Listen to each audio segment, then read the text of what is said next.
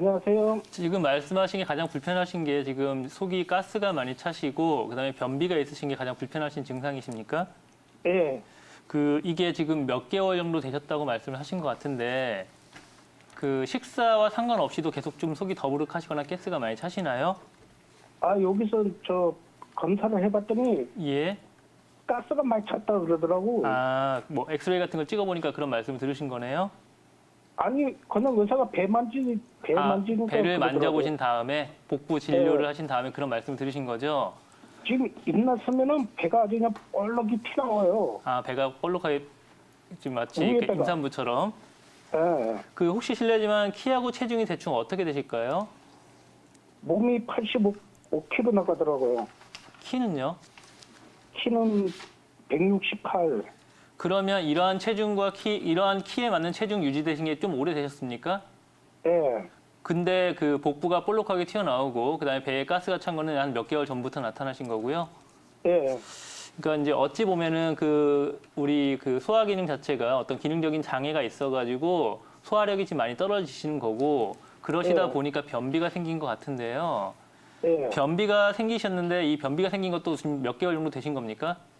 춥게 됐어요. 그리고 그러면 보통 심하게 변을 못 보실 때는 며칠에 한 번 정도 보시게 되나요? 한 이틀에 한 번. 이틀에 한 번 정도 보시는데 그럼 시원하게 못 보시고 잔변감이라고 해서 좀 이렇게 좀 뒤끝이 불편한 그런 게 남아 있으시단 말씀이시죠? 예. 저희가 이제 아마 환자분을 직접 뵙고 나서 진료를 하는 게 좋겠지만 지금 체중과 키를 보니까 체형이 이제 약간 상당히 좀 비만한 그런 체형이신 것 같은데요. 예. 그런 상태에서 지금 이제 소화 기능이 더 떨어지시는데 보통 우리가 소화 기능이 떨어져서 말씀하신 것처럼 복부가 되게 가스가 많이 차고 볼록하게 튀어나와 있는 것들은 크게 기능성 소화장애 질환과 기능성 소화불량 질환 패턴이나 아니면은 위식도 역류 질환의 범주로서 보일 수 있습니다. 그래서 그거에 대해서 좀 몇 가지 설명을 드리고 싶은데요. 예. 환자분 같이 이제 고지혈증이나 당뇨가 있으시면서 그런 나타나시고 체중도 좀 많이 나가시고 이런 분들 같은 경우에도 우리가 예. 정상적으로 이제 식도가 있고 그다음에 위가 있고 그 밑에 이제 우리 십이지장을 비롯한 이제 여러 가지 소장, 대장이라고 하는 소화기관이 있어서 음식물을 예. 섭취한 다음에 잘 이렇게 소화를 해내고 배출을 해내야 되는데 예. 우리가 이제 위에서 적절한 역할을 잘 하지 못해가지고 위에는 위산이 있어서 이제 음식물을 소화시켜주는 그 역할을 부족하게 되면은 이 예. 위산이 위로 식도 쪽으로 역류하게 돼가지고 이제 위식도 예. 역류 질환이 생기는 경우가 많거든요. 예, 그래서 이렇게 조금씩 올라와요. 신물이 좀 올라오거나 그런 느낌이 있으시죠? 신트림 같은 것들. 예. 그러니까 이제 그런 경우를 저희가 이제 위식도 역류 질환 또는 역류성 식도염이라는 어떤 병명을 요즘 많이 붙이게 되는데요. 예. 역류성 식도염은 말씀드린 것처럼 위산 자체가 또는 위의 내용물 자체가 식도에는 이제 식도 자체의 아래쪽에 보면 식도 하부에 이제 관략근이 있는데 이 식도 하부 관략근 자체가 하부식도 관략근의 기능 장애와 위산의 역류를 인해 가지고 음식물이 위쪽으로 올라가게 되면 이 상복부와 위쪽이 되게 아프거나 뻐근하거나 더부룩함을 이제 호소하게 되는 거고요. 예. 더부룩해요. 예, 더부룩하시죠. 그러면서 이제 네. 음식물 자체가 소화가 안 되기 때문에 음식물이 소화가 네. 잘 되고 찌꺼기가 밖으로 배출되는 과정이 이제 배변인데 그게 잘 안 되시니까 변비가 자꾸만 생기는 패턴이신 것 같거든요. 예. 그래서 이제 이런 분들을 저희가 이제 한의학적으로 봤었을 때는 몇 가지 분류를 보긴 하지만 가장 첫 번째로는 어떻게 네. 하든지 간에 위장 기능의 위의 연동 운동이나 아니면 소장의 연동 운동 같은 것들이 떨어졌기 때문에 그 운동을 활성화시켜 줄 수 있는 방법으로 어떤 치료 방법을 선택을 해야 되는데요. 예. 보통 양방에서는 이제 제산제 같은 약들을 쓰게 되면 그 처방 자체가 오랜 기간 동안 되면은 그 스스로의 역할을 더 못하게 되기 때문에 그런 네. 것들을 활성화시킬 수 있는 방법으로 좀 처치를 해줘야 될 것 같고요. 예. 이게 크게 세 가지 범주로서 이 위식도 역류 질환이나 역류성 식도염을 잡을 수 있는 것들은 크게 이제 한의학적으로 크게 세 가지 정도로 분류를 합니다. 그래서 첫 번째로는 환자분과는 좀 다르지만 이렇게 마른 네. 체형이신 분들 그런 분들 같은 경우는 이제 몸도 되게 차고 위가 밑으로 처져 있거나 이런 경우가 생길 수 있기 때문에 그런 분들 같은 경우는 이제 위 기능을 따뜻하게 해주는 데 맞춤 처방을 써가지고 잡아주겠고요.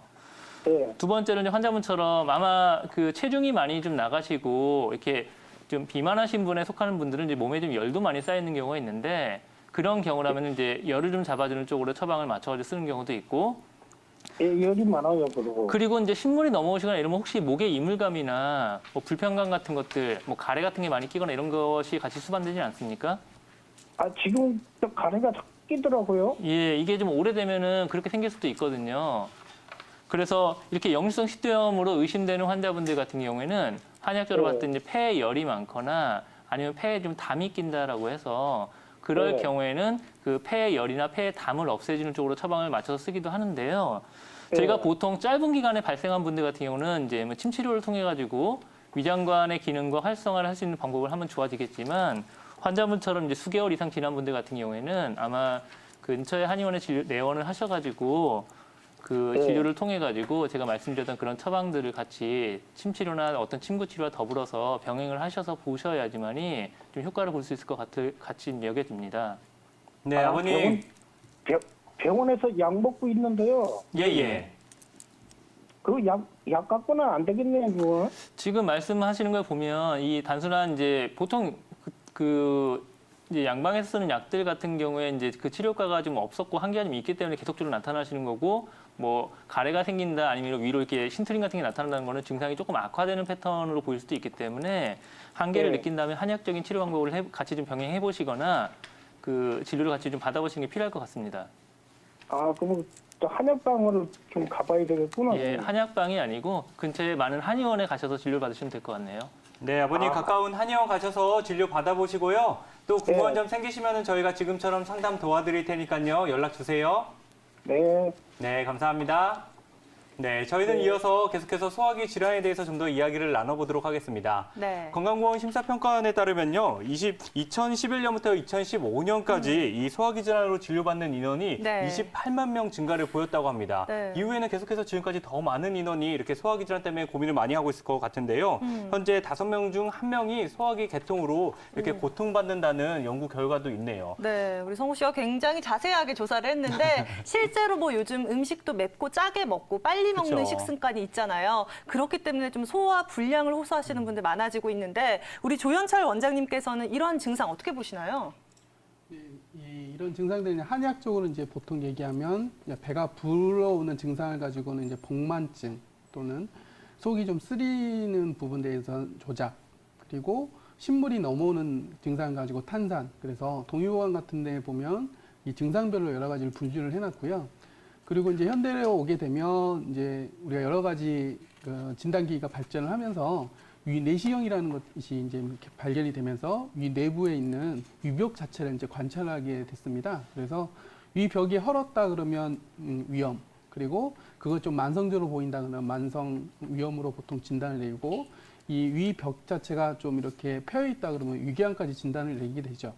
그런데 실제 임상을 보게 되면 위 내시경에서는 뭐 그다지 증상이 없다든가 아니면 가벼운 위험기가 있어요 하고 얘기를 듣지만 환자분들은 이렇게 소화불량으로 굉장히 고통받는 경우를 쉽게 볼 수가 있습니다.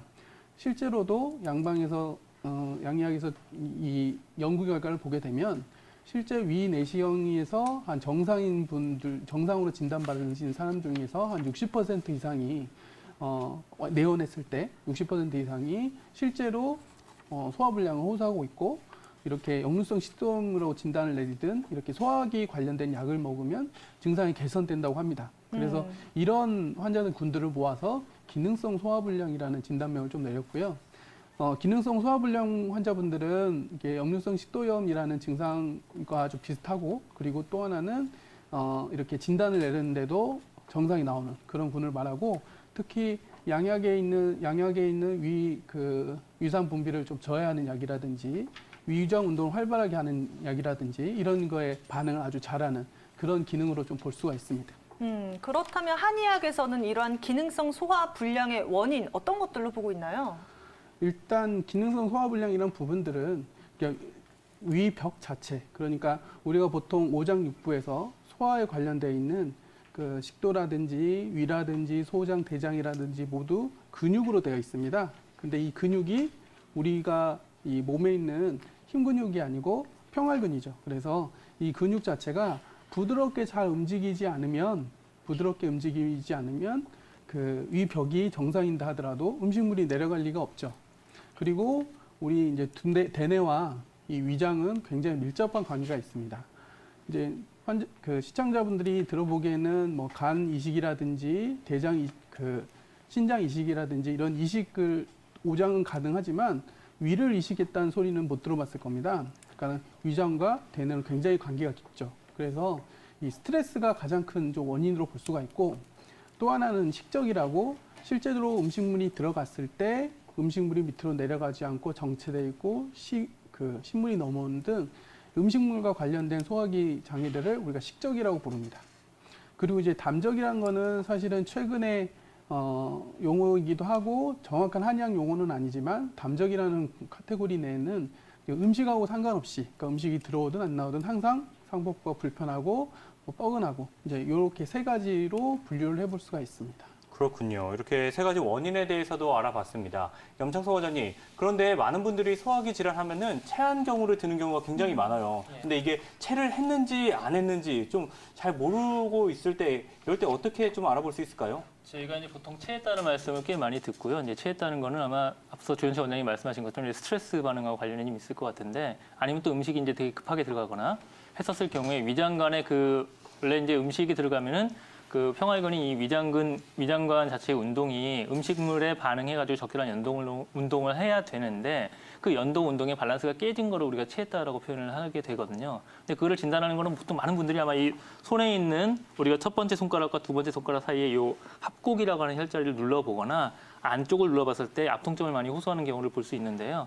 보통 한의사들께서는 그거 외에도 앞서 식적이라고 이제 조현철 원장님이 말씀하신 것처럼 그걸 진단할 수 있는 방법이 복부가 좀 이렇게 더부룩하거나 불편하시거든요. 그러면 이제 명치 끝과 배꼽이라는 그 위치를 잡아서 거기에 가장 중점 가운데 있는 우리가 혈자리가 이제 중환이라는 그 침구 혈자리가 있는데 중환을 눌렀었을 때 되게 이제 더부룩하거나 마찬가지로 뻐근하거나 압통점이 있거나 이거를 이제 볼 수 있어서 사실 한의사들과 이제 양방 의사들의 진료 방법은 좀 다르고 처치 방법이나 진단 방법이 좀 다르겠지만 앞서 이 환자분 전화하신 환자분도 그 의사 선생님이 이제 복진을 해서 아마 이렇게 진단을 내린 것처럼 아마 한의원에 오셔서도 이렇게 복진상 중환이나 바로 이제 아니면 그 상하에 있는 상환 또는 하환이나 혈자리에 압통점이 심하게 있고 더부룩함이 나타나면 아마 체했다 또는 이런 범주 내에 위기능성 그 위장 장애의 문제로서 아마 볼 수 있을 것 같습니다. 네, 이런 증상이 나타나면은 의심해 볼 수 있다는 점 기억하시면 좋을 것 같은데요. 조현철 원장님, 그러면은 소화기 계통 질환들이 발생했을 때 받을 수 있는 한방 처방들 어떤 것들이 있을까요? 이제 정확하게 어떤 증상이고 체질적인 문제든지 아니면 어떤 계열이 있는지는 이제 진단을 정확하게 봐야 되는 건데요. 이제 한의학 쪽에서 복진을 통해서 그 환자의 기본적인 성상이라든지 이걸 좀 파악하게 됩니다. 제일 기본적으로 이제 심화부라 그래가지고 명치 부분이 이제 그득하고 딱딱한 부분들이 있고요. 그 다음에 이제 횡격막 라인으로 우리가 이제 그 위장이라든지 여러 가지 그 소화기 관련 그 장기들이 횡격막이 딱 붙어 있습니다. 그래서 횡격막의 압통이라든지 이런 긴장도 그리고 음식을 먹거나 그러면 배에서 물소리가 꾸룩꾸룩 나는 분들이 계시죠. 물소리라든지 가스가 돌아간다는 느낌이 있는 분들이 어떤 게 있는지 체크하는 부분들 그리고 체력적인 부분들도 이 복벽을 눌러봤을 때 어떤 사람들은 소화가 되게 안 되는데 복벽이 굉장히 얇고 물렁물렁한 사람도 있고요. 또 어떤 사람들은 소화가 안 되고 막혀 있는데 그득한데 복직근이 아주 단단한 부분들이 있습니다. 그래서 이렇게 체질적인 부분들 그리고 복진 그리고 맥진을 통해서 이제 처방을 전체적으로 보게 되는데요. 가장 기본적으로는 체질이 건강할 때랑 그리고 복벽이 단단한 분하고 체력이 아주 약해서 기가 허해서 소화가 안 되는 부분들 이렇게 두 가지로 좀 나눠볼 수가 있고요. 그래서 체력이 좀 떨어지고 입맛이 없고 기력이 떨어진 분들 같은 경우에는 인삼탕이라든지 안중상이라든지 바나 호박탕 계열로 좀 가게 되고 좀 저처럼 체력이 좀 단단하고 그다음에 복벽 좀 두껍고 그리고 이제 술이나 이런 것들을 좋아하시는데 음식을 먹게 되면 신물이 넘어오거나 아니면 열이 좀 오르거나 이런 분들 체력이 건장한 분들은 이제 바나사림신탕이라든지 또는 사망사십탕이라든지 그래서 열을 빼고 흐트러주는 그런 계열의 이제 처방들을 하게 됩니다. 물론 그 두 가지 증상들이 같이 좀 짬뽕되어 있거나 좀 섞여 있는 분들도 계시는데요. 그런 부분들은 이제 조금씩 가미를 해서 처방을 내려야겠죠. 네, 이렇게 증상에 따른 어떤 한약 처방을 내려야 되는지 원장님이 자세하게 설명을 해주셨는데요. 앞서서 염 원장님께서 전화 상담을 통해서도 언급을 해주셨지만 가벼운 경우에는 침치료만으로도 가능하지만 증상이 좀 심각해지면 한약 처방이 더해져야 한다라고 했는데 이 치료 방법에 대해서 조금 더 구체적으로 저희가 들어볼까요? 예, 우리가 이제 가벼운 것과 그다음에 이제 중한 거의 차이는 첫 번째로는 그게 이제 얼마나 발병을 했느냐. 보통 우리가 이제 보통 4주나 또는 3주 내를 이제 우리가 급성이라는 표현을 쓰고 3개월이 지난 거를 만성으로 범주를 보긴 하는데요.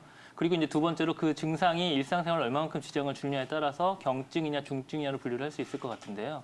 경증인 경우에는 보통 사실 어떤 맞춤 처방보다는 한의원에서 이제 가볍게 볼 수 있는 침구 치료로서 접근하는 게 좋고, 침구 치료라 하면 뭐 침 치료와 뜸 치료 또는 우리가 알 수 있는 부항 치료 같은 것들을 가지고 이 치료 방법들이 소화장애 또는 소화의 어떤 그 기능장애 같은 경우는 상당히 효과가 좋기 때문에 제가 앞서 뭐 합곡이라는 혈자리도 말씀을 드렸지만 이 합곡이라는 혈자리 말고 다리에 있는 뭐 태충 또는 족삼리 그리고 저희가 진료 때 아까 진단시에도 잡았던 뭐 중환, 상환, 하환 그리고 팔 안쪽에 있는 뭐 내관 이런 혈자리들은 사실 잘 이렇게 조율을 해서 처방을 할 경우에 이런 그 소화장애나 공능장애 같은 식적, 담적 이런 치료에 상당히 효과를 볼 수 있는 그런 치료 방법입니다. 그래서 보통 이제 한의원에 내원하신 많은 분들이 속이 체하거나 답답할 경우에 많이 가시게 되는데 그 바탕같은 범주로서 이런 혈자리의 침치료나 또는 이제 좀 체형이 좀 몸이 좀 마르고 몸이 좀 차고 이런 분들은 이런 기능성 소화장애 같은 환자분들 중에 위무력증이나 위하수증이 같이 있기 때문에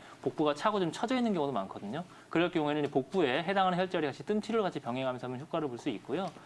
이제 말씀드린 것처럼 만성인 경우 난이도가 높거나 이제 여러 가지 그 생활 장애를 주는 분들은 뭐 조현철 원장님이 말씀하신 것처럼 이런 침구 치료 외에 맞춤 한약 처방을 이제 같이 병행을 하면 되는데 앞서 말씀드린 게 많이 중복이 됩니다. 다만 제가 좀 더 말씀드리고 싶은 건 뭐냐면은 이 역류성 식도염으로 여겨지는 환자들은 이 심한 경우에 역류성 후두염이라고 해서 단순히 소화 기능의 문제뿐만이 아니라 우리가 이제 그 후두 자체 또는 목소리, 기침 이런 어떤 기관지나 이 후두 자체까지 영향을 줄 수 있기 때문에 그러한 범주에 맞는 처방을 같이 병행을 하거나 그런 합병증이 생길 수 있는 것을 예상을 하셔서 그런 치료 방법을 같이 병행을 하시는 것들이 훨씬 더 도움이 될 것 같습니다. 네, 증상이 더욱더 심각해지기 전에 좀 미리미리 치료를 받아봐야 될 것 같은데요. 정말 주변에도 요새 많은 분들이 역류성 식도염 때문에 좀 고충을 겪고 계시잖아요. 그렇죠. 그런 분들을 위해서 이것만은 하지 말아야 할 것, 우리 원장님들이 소개를 해주시면 좋을 것 같은데 조현철 원장님 어떤 것들이 있을까요?